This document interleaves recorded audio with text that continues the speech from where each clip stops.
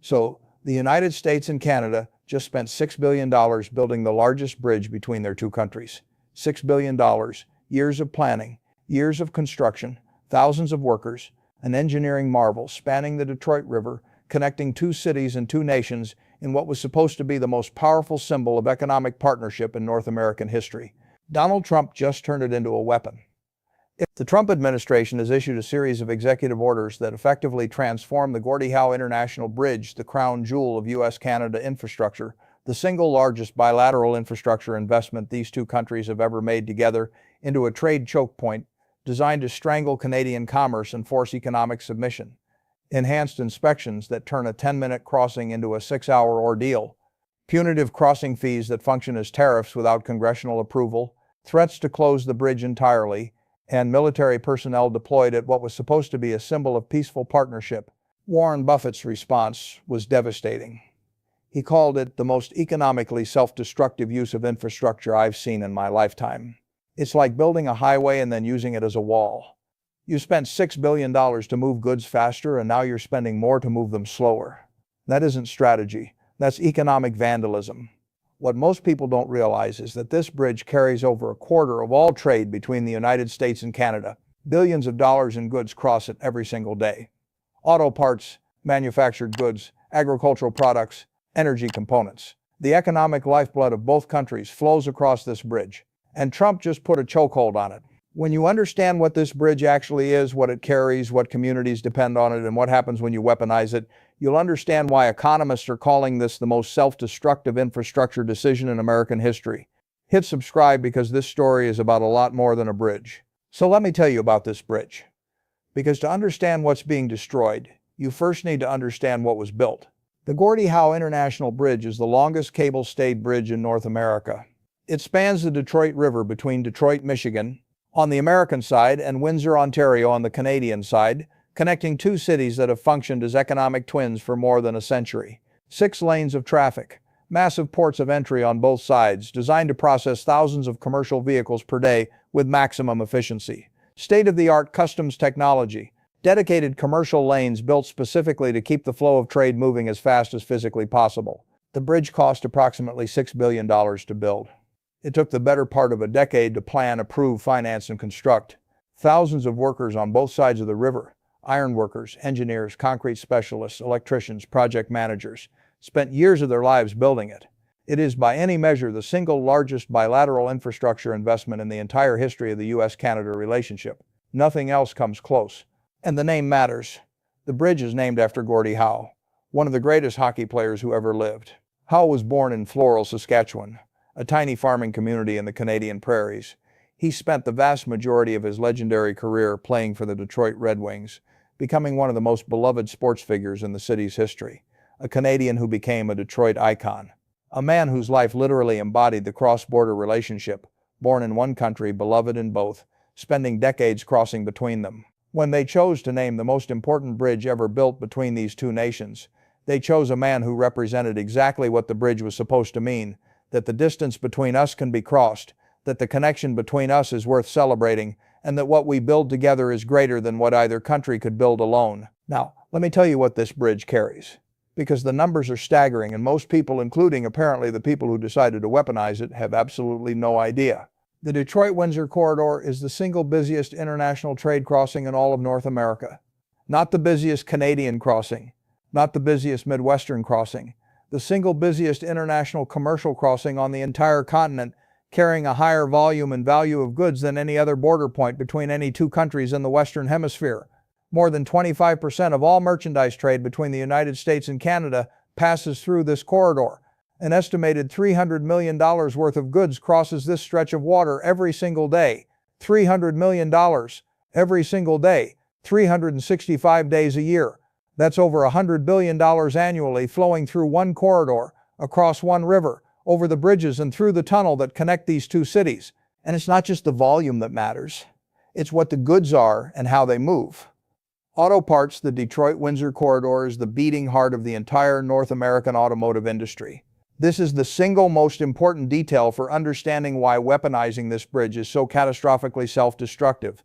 A single car part crosses the US-Canada border, an average of 7 times during the manufacturing process before it's installed in a finished vehicle. 7 times. A component is partially fabricated in Ontario, shipped to Michigan for machining, sent back to Ontario for specialized coating, returned to Ohio for subassembly, forwarded to Quebec for testing, and finally delivered to a plant in Indiana for installation. That isn't international trade in the traditional sense. That's a single integrated manufacturing process that happens to cross a political border repeatedly, and it depends entirely on that border being fast, frictionless, and predictable. The Gordie Howe Bridge was built specifically to guarantee that speed and predictability, and now that guarantee has been deliberately, systematically destroyed.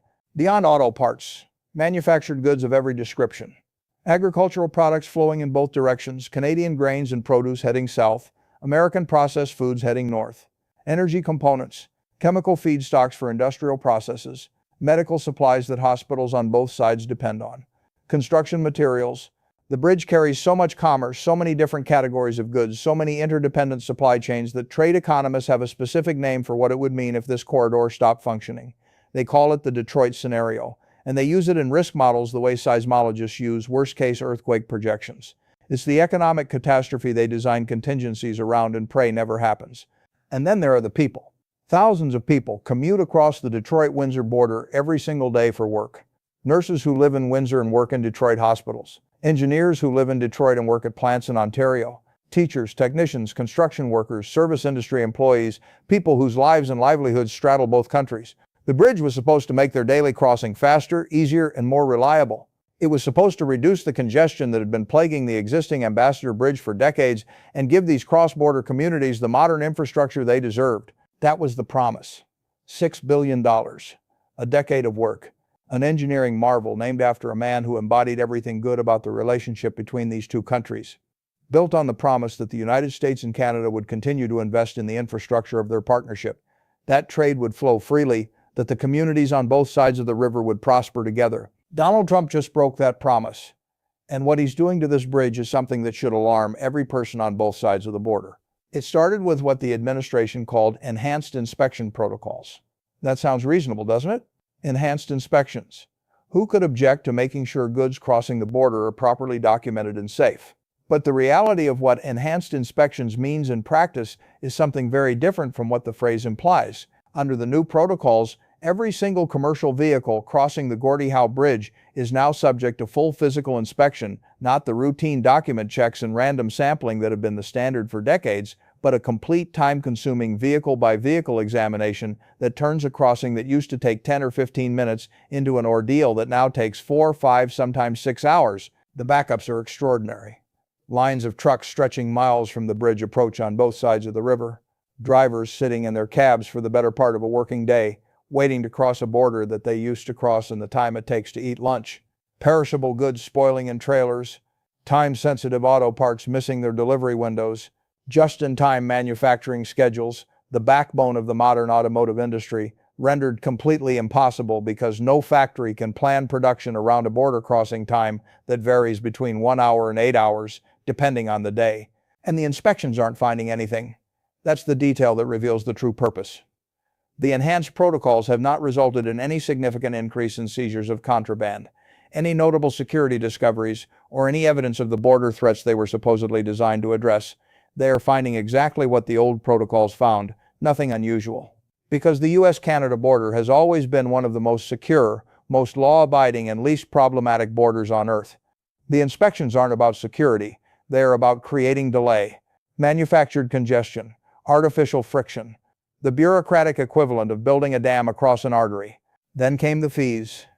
The administration imposed what it called infrastructure usage assessments on all commercial vehicles using the bridge. Notice the language, not tariffs, which would require congressional involvement and public debate. Usage assessments. Fees. Justified under an obscure provision of Infrastructure Maintenance Authority that was originally written to fund bridge repairs, not to punish an allied nation's trade. But the fees are set at levels that function as a de facto tax on Canadian imports. Thousands of dollars per crossing for heavy commercial vehicles, hundreds even for smaller trucks. He built a toll booth and disguised it as a border. The legal structure avoids the word tariff while achieving the exact same economic effect, and it's done deliberately to bypass the congressional oversight that tariff imposition normally requires. Then came the closure threats. Trump began publicly, repeatedly, and with obvious relish threatening to close the bridge entirely for national security reasons if Canada didn't comply with American trade demands. The specifics of the demands kept shifting. Some days it was about agricultural market access, other days about energy pricing, other days about seemingly random grievances, but the threat was constant and consistent. Give us what we want, or we shut down the artery your economy depends on. And the threat itself, even without being carried out, causes enormous economic damage. Because businesses can't operate in uncertainty. Companies that depend on the bridge for their supply chains can't plan production schedules when the bridge might be closed tomorrow. Manufacturers start rerouting to alternative crossings, adding days and thousands of dollars to their logistics costs. Investors pull back from projects in the Detroit-Windsor corridor because the risk calculus has fundamentally changed. The threat of closure is almost as economically destructive as actual closure because it poisons the one thing that commercial planning depends on, predictability. And then in the move that transformed the situation from an economic dispute into something that felt genuinely ominous, reports emerged of National Guard personnel being deployed to positions near the bridge, ostensibly for border security enhancement, ostensibly temporary and routine. But there is nothing routine about military personnel at a trade crossing between two allied democracies. The sight of uniformed soldiers and military vehicles at what was supposed to be a $6 billion symbol of peaceful partnership sends a message that no diplomatic language can soften. It says, this is not a crossing. This is a checkpoint. This is not a partnership. This is a power relationship, and we are the ones with the power. The people who live in these communities on both sides of the river see the military vehicles on their way to work and feel something they have never felt before at this border. Fear, unease, the sense that something fundamental has changed, that the border they've crossed freely their entire lives has become something hostile and unpredictable. Families who have relatives on the other side think twice about visiting. Commuters who have made the crossing daily for decades start looking for new jobs on their own side of the river. The bridge didn't just carry trade, it carried a feeling. The feeling that these two countries were partners, neighbors, friends, and that feeling is being systematically, deliberately destroyed. Trump didn't blow up the bridge. That would have been too obvious, too dramatic, too easy to condemn.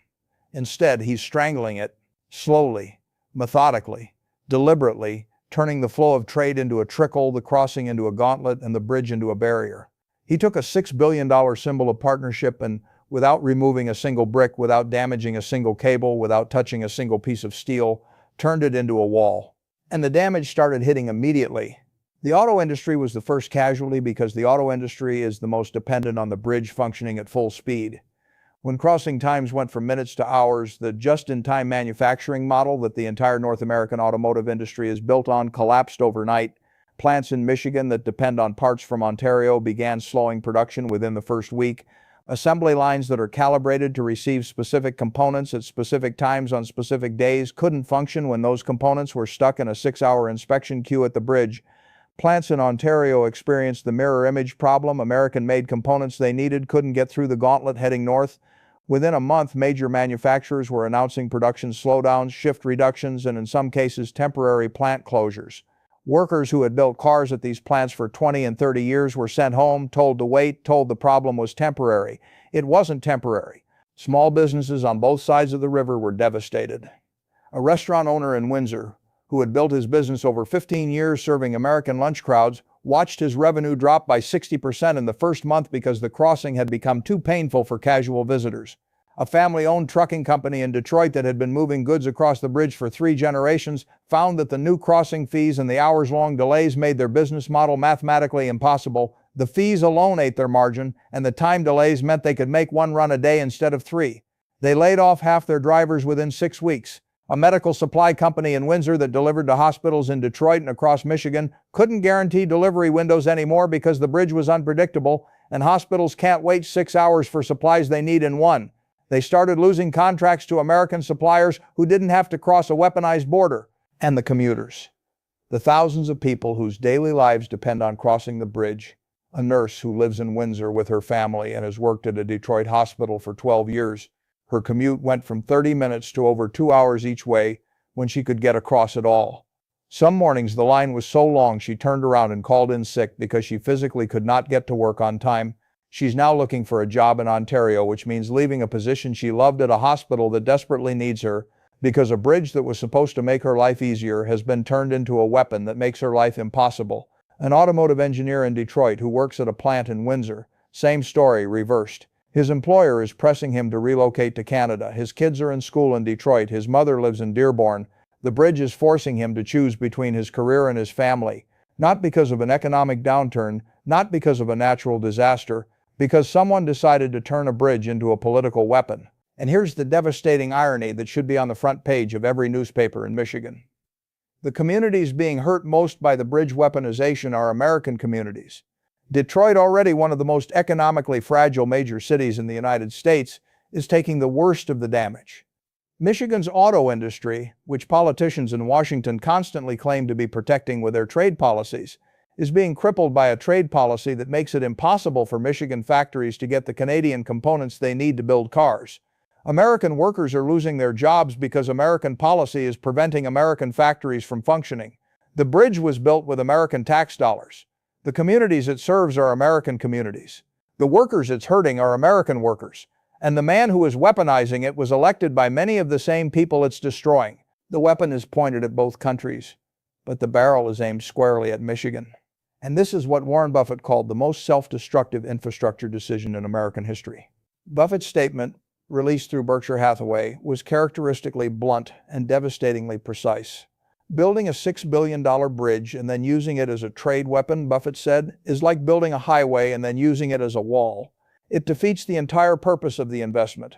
The bridge was built to move goods faster, to reduce congestion, to accelerate the flow of commerce between two countries whose economies are deeply, irreversibly integrated. And now, having spent the money, having done the work, having built this extraordinary piece of infrastructure, the decision has been made to use it not to accelerate trade, but to obstruct it. That is not strategy. That is not leverage. That is economic vandalism, pure and simple. Buffett went further, connecting the bridge directly to Berkshire Hathaway's own operations. BNSF Railway, which Berkshire owns outright, is one of the primary freight rail carriers that feeds into the Detroit-Windsor trade corridor. When the bridge slows down, the entire logistical chain backs up, including rail.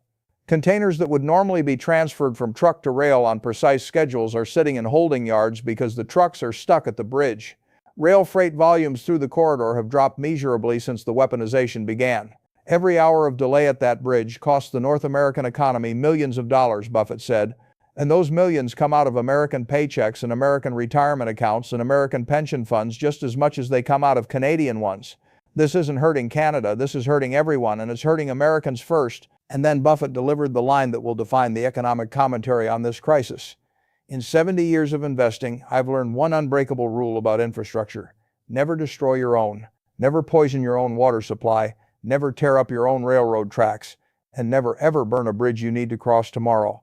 America needs this bridge tomorrow. It needs it the day after. And it needs it every single day for the next 100 years. And right now, the people responsible for America's trade policy are standing on a $6 billion bridge, dousing it in gasoline, and calling it negotiation. Buffett's core argument was simple, devastating, and supported by every piece of data his analysts had assembled. The bridge is more critical to American manufacturing than it is to Canadian exports. Canada has already begun developing alternative crossings, alternative shipping routes, alternative infrastructure that bypasses American choke points entirely. The Canadian government, having watched what Trump did to the Gordie Howe Bridge, is accelerating investments in Pacific Coast port capacity, Atlantic shipping terminals, and northern Arctic corridors. They are building an economy that can function even if every American crossing point is weaponized. America, on the other hand, has Midwestern auto plants, refineries, chemical processors, and manufacturing supply chains that are physically, structurally, and irreversibly dependent on goods flowing across this specific corridor. Those plants can't move. Those refineries can't relocate. Those supply chains built over decades can't be rewired in months or years. Choking the bridge doesn't strangle Canada. Canada can and will reroute. It strangles Michigan. It strangles Ohio. It strangles the industrial heartland that built the American middle class. You can't choke your neighbor through a rope that's also tied around your own neck, Buffett said. And in this case, I can tell you from looking at the numbers very carefully, the knot is tighter on the American side. Think about that for a moment. The most successful investor in American history, a man who has spent 7 decades studying and evaluating the economic logic of every major American policy decision, is telling you clearly, specifically, and with the full weight of his analytical authority, that weaponizing this bridge is an act of self-harm, not a strategic trade move, not tough but necessary negotiation. Self-harm. Vandalism directed at your own infrastructure, your own workers, your own communities. The economic equivalent of burning down your own factory to intimidate a supplier who has already started building a factory somewhere else. But the bridge is just the most visible example of something much bigger and much more dangerous. Because what Trump is doing to the Gordie Howe Bridge, he is doing, or threatening to do, to shared infrastructure across the entire US-Canada border. Pipeline flows are being used as leverage. Power grid interconnections. The electrical links that send Canadian hydroelectric energy to American states are being discussed in Washington as potential pressure points. Border crossing stations beyond the bridge are experiencing similar enhanced inspection slowdowns. The entire infrastructure of connection between the two countries, built over decades at a cost of hundreds of billions of dollars, is being systematically evaluated not for how it serves commerce and partnership, but for how it can be exploited as a tool of economic coercion. And this sets a precedent that should terrify every American ally on Earth. If the United States can take a $6 billion bridge built in partnership with its closest, most trusted, most deeply integrated ally and unilaterally turn it into an economic weapon against that ally, what principle prevents it from doing the same thing with any shared infrastructure anywhere with any partner? NATO allies across Europe host American military bases on their soil, bases that also employ local workers, support local businesses, and are woven into local economies. European countries are connected to American-built and American-maintained communication networks, data infrastructure, and financial clearing systems. Asian allies like Japan, South Korea, and the Philippines depend on American-maintained naval infrastructure for the protection of shipping lanes that carry their imports and exports. Every one of these is a piece of shared infrastructure that could, under the principle Trump has now established, be unilaterally weaponized for political leverage. And every one of the countries that depends on these shared assets is watching what's happening in Detroit right now, watching the Gordie Howe Bridge being turned from a crossing into a choke point, and recalculating every assumption they've ever made about the reliability of building anything together with the United States. Canada's response tells you everything about where this relationship is heading, and it is not heading anywhere good. The Canadian government has begun accelerating investment in alternative border infrastructure designed specifically to bypass American choke points. New rail connections that route Canadian goods to Atlantic and Pacific ports without crossing American soil. Expanded deepwater port capacity on both coasts for direct international shipping. Northern shipping route development through the Arctic as polar ice recedes and new passages open. Infrastructure investment in the St. Lawrence Seaway to increase capacity for ocean-going vessels.